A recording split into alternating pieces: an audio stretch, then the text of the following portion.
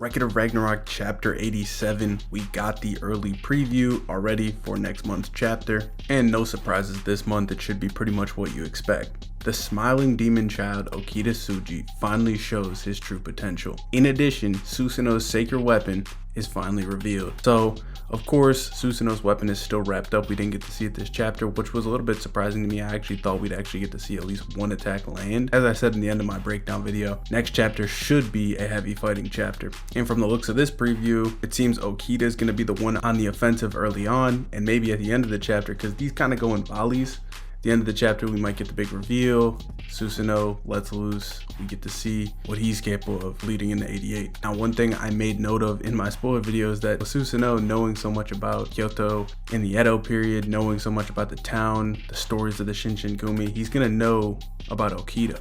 So him having the knowledge of Okita's abilities is something I would not be surprised about, which is a severe disadvantage for Okita and an advantage for Susanoo. And I really hope that they play on that because I think that'd be a really cool storyline.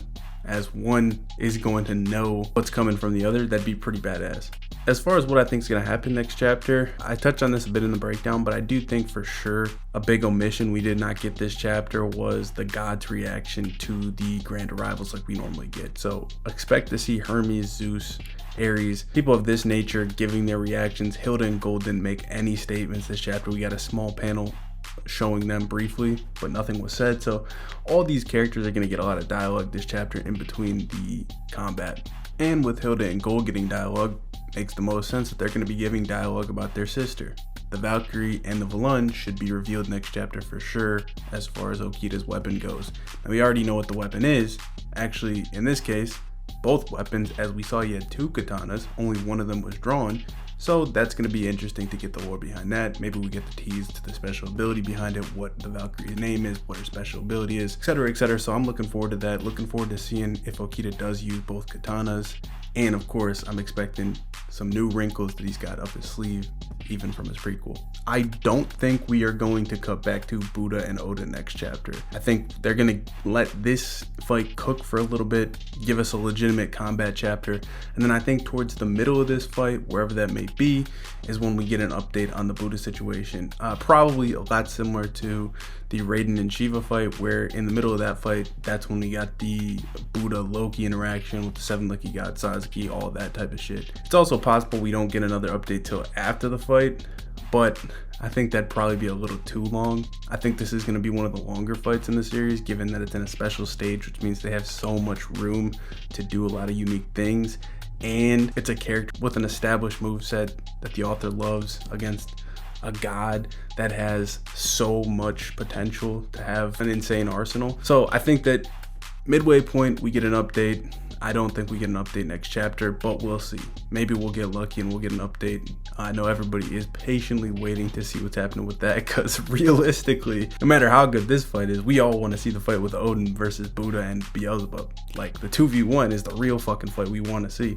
It's going to be very interesting, because as I mentioned, I think we're going to get a lot of the god reaction next chapter. It's going to be very telling if we see Zeus. If we see Zeus in the crowd, that's of course going to mean that he's having no involvement with the 2v1. If we don't see Zeus, that's going to set off the sirens that he's been alerted. He's going to go put a stop to it, step in between it, which is going to build the hype even more. So I'm looking forward to that, because it's going to be telling for what's going to happen there. But take note of all the gods we see. I hope to see Apollo in the crowd as an addition for some of these fights.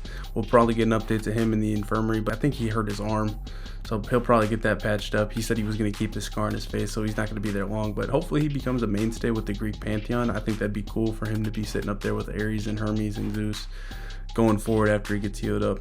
And lastly, as far as Okita's moveset goes, I talked about this in my Okita lore backstory swordsmanship video that touches on some of the moves we saw in his prequel series, so check that out if you are interested. But I think we do see some of those moves here. I think it's going to be a good callback. This chapter, we got a reference to Kama, who I made mention of in that video, his greatest rival, the one that was able to defeat Okita at one point, where Okita actually had to go all out to beat him, use his Onago technique, use his Sandenzuki technique, all the above, and that was really his final full power fight, so to speak, even though he was already plagued with tuberculosis. So I think that we get to see some of those techniques.